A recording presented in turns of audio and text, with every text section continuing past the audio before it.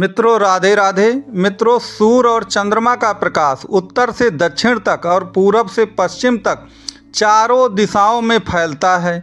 और याद रखिए, इस प्रकाश को अपने ग्रहण दोष के द्वारा केवल राहु देव द्वारा रोका जाता है।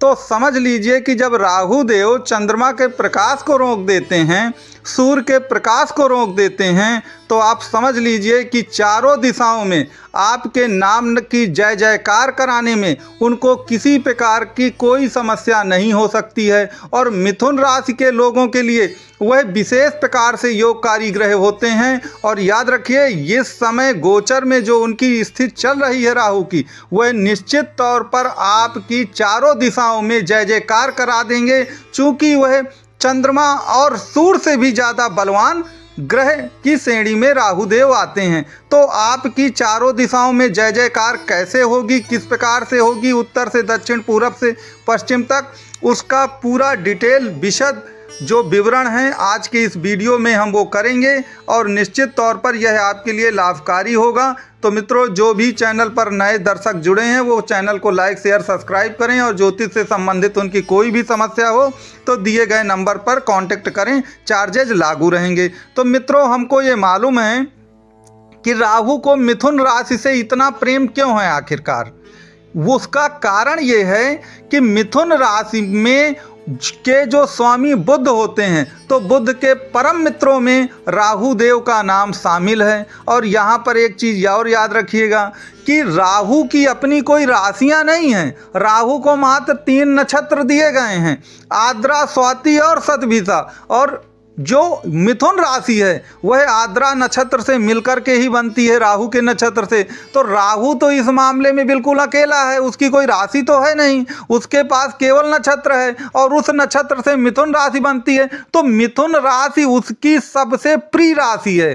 तो जब मिथुन राशि सबसे प्रिय राशि है तो आप समझ सकते हैं कि कलयुग का देवता कौन है, राहु है। राहु व्यक्ति को कहां से कहां पहुंचा देगा बुलंदियों तक, यह कोई नहीं जानता है। और मैं फिर कह चुका हूं कि जब वो सूर्य और चंद्रमा के प्रकाश को रोक सकते हैं तो वह आपको चारों दिशाओं में कितना फेमस बनाएंगे ये आप जानते हैं, कितना धनवान बना सकते हैं, क्योंकि वह मायावी ग्रह हैं, वो एक पल में ही सब कुछ बदल देंगे। तो यह स्थिति आपकी कुंडली में कुल मिलाकर आती है। यहाँ पर एक चीज़ याद रखिएगा कि शास्त्रों में यह बताया भी गया है कि मिथुन में जो राहु देव हैं वह उच्च के भी होते हैं। तो याद रखिए, मिथुन राशि से या मिथुन लग्न की कुंडली से राहु को विशेष प्रेम है, जिसके कारण से ये कहा जा रहा है कि राहु जो है मिथुन लग्न या मिथुन राशि के लोगों के लिए, याद रखिए, एक कुल मिलाकर कह सकते हैं संजीवनी साबित होगा और निश्चित तौर पर वह उन्हें बुलंदियों की ओर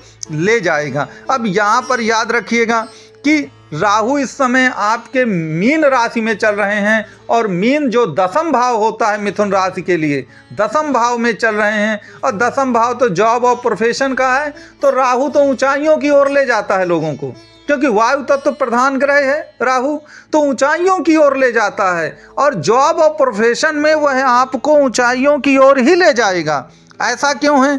क्योंकि याद रखें, 5 इंद्रियां होती हैं हमारे पास 5 इंद्रियां हैं, देखना, सुनना, स्वाद लेना, महसूस करना, सोचना, ये सब। और ये कहाँ से होता है? देखना, सुनना, सूंघना, ये तो आपके सर का जो भाग है उसी से तो आप करते हैं। 5 ज्ञानेंद्रियां जो होती हैं आपकी, और ये 5 ज्ञानेंद्रियां किसके पास हैं? राहु के पास है, क्योंकि राहु कटा हुआ सर है। लेकिन अब राहु अकेले तो कुछ कर नहीं सकता है। आप अपने दिमाग से सब कुछ सोचते हैं, लेकिन उनको इम्प्लीमेंट या उनको करना तो कुल मिला के हाथों को, पैरों को है। तो याद रखिएगा, इस समय तो राहु स्वयं आपके 10वें भाव पर है। तो अब उसको सोचना बस नहीं है, बल्कि उसको सब कुछ करना भी है, उसको सब कुछ करना भी है। यही कारण है कुल मिलाकर के कि राहु देव आपको बुलंदियों की ओर ले जाएंगे। और चाहे वह उत्तर से दक्षिण तक हो, पूरब से पश्चिम तक हो, सभी दिशाओं में आपकी जय जयकार होगी, क्योंकि राहु उस स्थिति पे आ गए हैं मिथुन राशि या मिथुन लग्न के लिए कि अब उनको सब कुछ देना ही देना है। आप समझ लीजिए कि समुद्र मंथन के समय जिस ग्रह ने देवताओं को पीछे छोड़ के लाइन में पीछे छोड़कर स्वयं अमृत पान कर लिया हो, तो याद रखिए आप भी सबको पीछे छोड़ करके अमृत पान करेंगे, सबको पीछे छोड़ देंगे आप, और आप अमृत पान जरूर करेंगे। तो इस प्रकार से राहु की जो पोजीशन है वो निश्चित तौर पर आपको चारों दिशाओं में फेमस करवाएगी, आपकी जय जयकार करवाएगी। अब इसमें उनके जो परम मित्र देवता हैं शनिदेव, वो भी उनकी मदद करेंगे, शनिदेव भी उनकी पूरी मदद करेंगे। कैसे करेंगे कि आपको तो बहुत बड़ा बनना है ना, तो शनि क्या है, शनि की अगर आप डिस्टेंस देखें कि सूर्य से उनकी क्या डिस्टेंस है, तो आप देखेंगे कि शनि से सब सूर्य से जो सबसे दूर के जो देवता हैं, ग्रह उपग्रह हैं, वो शनि है। आप देखेंगे सूर्य के सबसे नज़दीक तो बुध और शुक्र आते हैं, और सबसे दूर कौन आएंगे, सबसे दूर आपके शनि आएंगे। तो शनि सबसे दूर स्थित हैं, तो याद रखिए उनकी दूरदृष्टि भी है और दूर की सोच भी वो रखते हैं। जब राहु के साथ शनि की दूरदृष्टि और दूर की सोच जुड़ जाएगी ना, तो याद रखिएगा आपको इस दुनिया में महान बनाने से कोई भी रोक नहीं पाएगा। क्योंकि जब शनि के साथ राहु की ताकत जुड़े या राहु के साथ सन की ताकत जुड़े, तो याद रखिए यह फिर सोने पे सुहागा है। अब इससे अच्छा कॉम्बिनेशन जो है जीवन में कभी भी नहीं आ सकता है। तो जो भी मिथुन लग्न या मिथुन राशि के लोग हैं, उनको कुल मिलाकर ये जो गोल्डन पीरियड का टाइम है, इसका कुल मिला के उन्हें उपभोग करना चाहिए, ताकि वह अपने जीवन को बुलंदियों की ओर ले जा सकें। तो राहु और शनि यह आपके लिए सबसे मेन ग्रह होंगे। क्योंकि याद रखिए जो मिथुन लग्न या मिथुन राशि के लोग हैं, उनका परम मित्र राहु ही है, क्योंकि वो बुध के तो मित्र हैं ही।